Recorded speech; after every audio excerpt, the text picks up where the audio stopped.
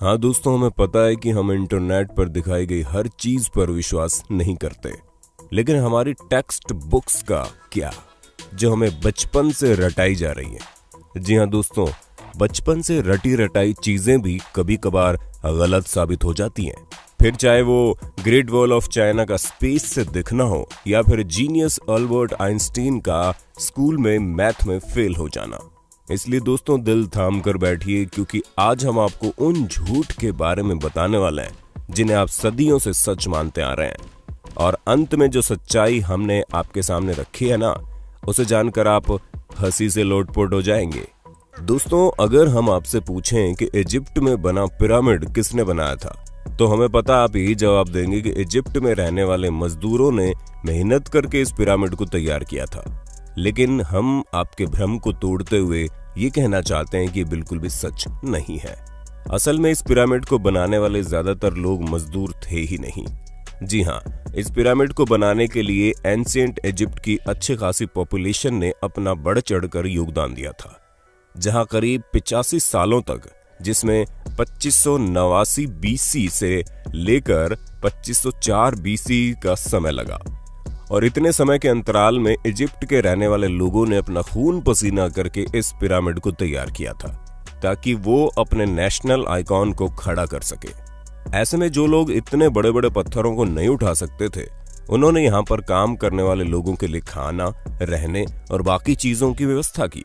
यानी कि हर इंसान ने अपने लेवल का काम किया, जिसमें कुछ लोग सिक्योरिटी के लिए काम करते थे, तो कुछ लोग भारी भरकम पत्थरों को जुटाने के लिए दूर दराज इलाकों में चले जाते थे, ताकि वो अपने नेशनल आइकॉन को खड़ा कर सके।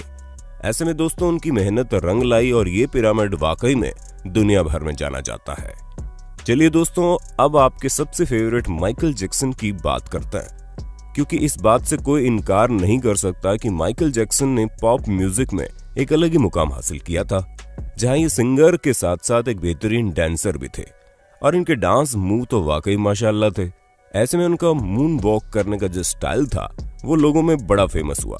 पर अफसोस दोस्तों, आपको ये जानकर हैरानी होगी कि इस मून वॉक को माइकल जैक्सन ने इवेंट नहीं किया था। हालांकि उन्होंने इसे सबसे पहले 1983 में परफॉर्म किया था। पर दोस्तों, असल में माइकल जैक्सन ने ये मून वॉक कैस्पर कैंडिडेट और कूली जैक्सन से सीखा था, जिन्होंने 1970 में इसे परफॉर्म कर दिया था। वहीं मार्शल मार्कियो ने भी इस मून वॉक को माइकल जैक्सन से पहले परफॉर्म कर दिया था। और इन सभी लोगों से पहले बिल बैले नाम के टैप डांसर ने भी इसे परफॉर्म किया था। ऐसे में ये बता पाना मुश्किल है कि इस मून वॉक को किसने इन्वेंट किया, लेकिन वो शख्स माइकल जैक्सन तो नहीं है। अब आप एक और सिर घुमा देने वाली बात सुनिए, क्योंकि आप लोगों ने कार्बन डेटिंग का नाम तो सुना ही होगा। अरे नहीं दोस्तों, ये टिंडर में राइट लेफ्ट स्वाइप करने वाली डेटिंग नहीं है, बल्कि एक ऐसा मेथड है जिसके जरिए एटमॉस्फेयर में कार्बन डाइऑक्साइड के चेंज होने पर चीजों की असली उम्र बताई जा सकती है। ऐसे में आर्कियोलॉजिस्ट कार्बन डेटिंग का इस्तेमाल करके ये पता लगाते हैं कि उनके द्वारा खोजी गई चीजें कितनी पुरानी है। और इसी वजह से हम भी आपको जितनी भी चीजों की जानकारी देते हैं, उनकी उम्र कार्बन डेटिंग के हिसाब से ही होती है। और विलर्ड लिबी नाम के जिस प्रोफेसर ने कार्बन डेट्स का पता लगाया था, और इस काम के लिए उन्हें नोबेल प्राइज भी मिला था। लेकिन दोस्तों, दिल थाम लीजिए, क्योंकि हम आपको बता दें कि कार्बन डेटिंग के जरिए चीजों की असली उम्र पता लगाना बहुत मुश्किल है। और ऐसा इसलिए क्योंकि हर जगह का एटमॉस्फेयर अलग अलग तरीके से चेंज होता है। हालांकि कुछ हद तक चीजें सही जा सकती है, लेकिन अब आप खुद सोचिए कि दो प्लांट हो, जिनमें से एक अमेरिका में हो और एक ग्रीनलैंड में, तो जाहिर सी बात है कि टेम्परेचर इफेक्ट की वजह से दोनों की ग्रोथ में काफी डिफरेंस आएगा। इसी तरह से कार्बन डेटिंग का भी हिसाब किताब है। अब चलिए दोस्तों, आपको एक और मिथ बस्टर स्टोरी सुनाते हैं, जो किसी और की नहीं बल्कि लॉक नेस मॉन्स्टर की फेक फोटो स्टोरी है। जी हाँ दोस्तों, जहां इस मॉन्स्टर की फोटो को न्यूज़पेपर में दिखाकर लोगों को हैरान करने में कोई कसर नहीं छोड़ी गई थी। और कई सारे लोग तो इस बात पर विश्वास भी कर बैठे थे कि सालों पहले गायब हो चुका ये क्रिएचर अब वापस से तहलका मचाने आ गया है। ऐसे में दोस्तों, लॉक नेस को स्कॉटलैंड में देखे जाने की बात कही गई।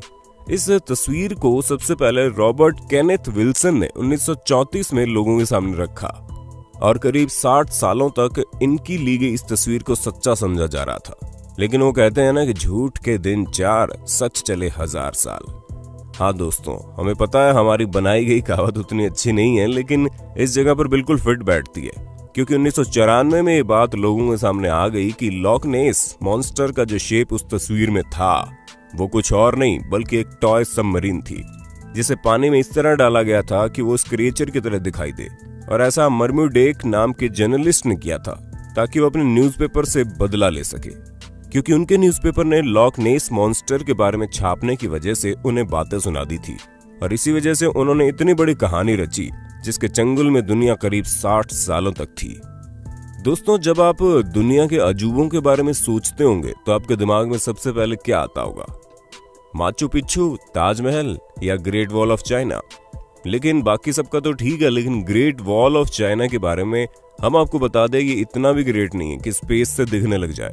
जी हाँ दोस्तों, क्योंकि सच्चाई तो ये है कि ये इतना बड़ा भी नहीं है कि इसे हमारे एटमॉस्फेयर के बाहर किसी भी जगह से देखा जा सके, फिर चाहे वो मून ही क्यों ना हो जो हमारे सबसे करीब है।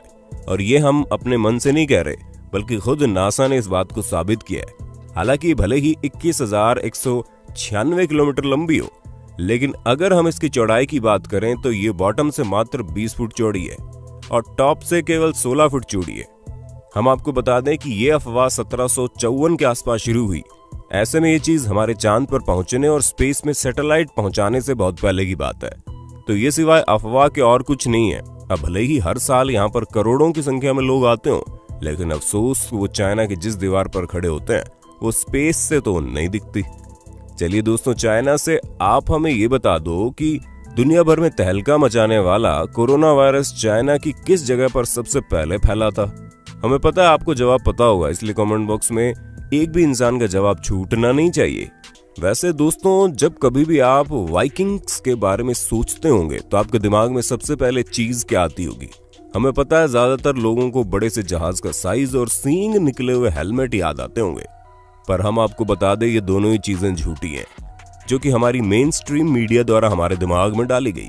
असल में कई सारे हिस्टोरियंस को वाइकिंग्स के समय के टूल्स मिले हैं, जिनमें से एक भी हेलमेट ऐसा नहीं मिला जिसमें सींग लगे हों। हालांकि ये माना जा सकता है कि वो लोग लड़ते टाइम खुद को बचाने के लिए हेलमेट का यूज करते होंगे, लेकिन इसका मतलब ये नहीं है कि उनके हेलमेट में ही डायरेक्ट सींग लगे हों। दोस्तों, ये जो अफवाह है ये तब से फैलनी शुरू हुई जब गुस्ताव मालस्ट्रोम नाम के आर्टिस्ट ने अपने आर्ट में वाइकिंग्स के हेलमेट में सींग लगा दिए, और तभी से लोग ये समझने लगे कि उनके हेलमेट में सींग होते थे, जबकि ऐसा कुछ भी नहीं है। तो दोस्तों, हमें पूरी उम्मीद है आपको अपने होस्ट और दोस्त सैम की वीडियो में मजा आ रहा होगा। अगर हाँ तो साथ ही वीडियो को लाइक करते चलिए ताकि हम फ्यूचर में भी इसी तरह की इंटरेस्टिंग वीडियोस लाते रहें।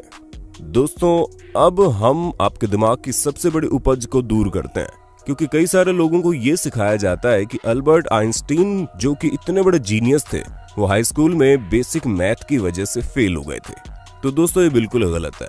जी हाँ, ऐसा कुछ भी नहीं है, बल्कि आइंस्टीन तो उल्टा मैथ के जीनियस थे, जहां मात्र 15 साल की उम्र में उन्होंने मैथ में अपनी बहुत अच्छी पकड़ बना ली थी। अब दोस्तों, जाहिर सी बात है, जो शख्स फिजिक्स की दुनिया में इतनी बड़ी उपलब्धियां पाया हो, उसे बेसिक मैथ ना आती हो, वो भी हाई स्कूल के समय में, ये चीज थोड़ी सी खटकती है। पर हमें तो बुरा उन लोगों के लिए लगता है जो ये सोचते हैं कि उन्हें मैथ नहीं आएगी, फिर भी वो साइंटिस्ट बन जाएंगे। अरे दोस्तों, साइंटिस्ट बनने के लिए मैथ भी जरूरी है, ठीक उसी तरह जिस तरह सिंगर बनने के लिए अच्छा गाना जरूरी है, और डांसर बनने के लिए अच्छे मूव्स करने जरूरी हैं, क्योंकि ये सभी चीजें बेसिक्स हैं। दोस्तों, हमें पता है आपको इस बारे में कुछ भी पता नहीं होगा, लेकिन हम आपको बता दें कि 19वीं सदी के मध्य में अमेरिका में एक बहुत बड़ी अफवाह चली थी, जहां पर सिगरेट बेचने वाली कंपनियां एडवर्टीजमेंट में कहती थीं कि सिगरेट सेहत के लिए अच्छी होती है। जी हाँ दोस्तों, हैरान मत होइए, एक्चुअल में ऐसा होता था क्योंकि कुछ कंपनियां ये तक कहती थी कि डेंटिस्ट खुद लोगों को सिगरेट पीने की सलाह देते हैं और ये सेहत के लिए बहुत अच्छी होती हैं, जिससे टेंशन वगैरह भी कम होता है। और इस तरह के कई सारे एड कैंपेन उस समय चल रहे थे, जिसकी वजह से अमेरिका के करीब 45% लोग सिगरेट की लत लगा चुके थे। हालांकि अभी भी अमेरिका में सिगरेट पीने वालों की कोई कमी नहीं है, लेकिन उस समय पूरे 45% लोग सिगरेट पीते थे, यानी कि करीब 7 करोड़ लोग तो केवल सिगरेट ही पिया करते थे। वो तो बाद में पता चला कि ये सेहत के लिए हानिकारक है, जिससे भगवान आपको अपने पास जल्दी बुला लेते हैं, और इसी वजह से लोगों ने मरने के डर के कारण सिगरेट को टाटा बाय बाय कहना जरूरी समझा। पर शायद अभी भी कुछ लोग इस बात को नहीं समझते हैं। दोस्तों आज के लिए बस इतना ही। उम्मीद है आपको हमारी वीडियो पसंद आई होगी। अगर हाँ तो इस वीडियो के बारे में हमें कमेंट करके जरूर बताना और ऐसे इंटरेस्टिंग वीडियोस लगातार देखने के लिए हमारे चैनल को लाइक, शेयर और सब्सक्राइब करना बिल्कुल ना भूलें। धन्यवाद।